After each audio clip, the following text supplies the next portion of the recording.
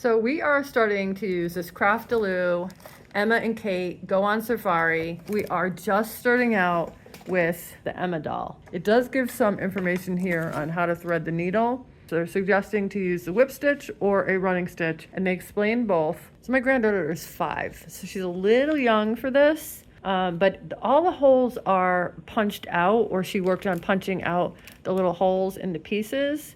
And so then you're just going through and pushing things through the holes. So occasionally she'll come to one that doesn't really have a hole, so I'll have to like push it through and make a hole. But other than that, she's doing well.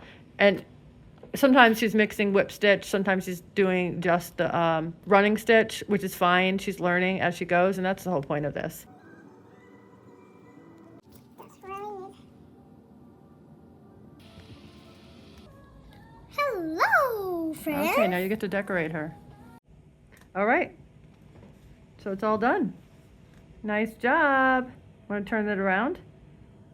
So there's some stitching, there's some adhesives, and following directions, and stuffing the head and the body.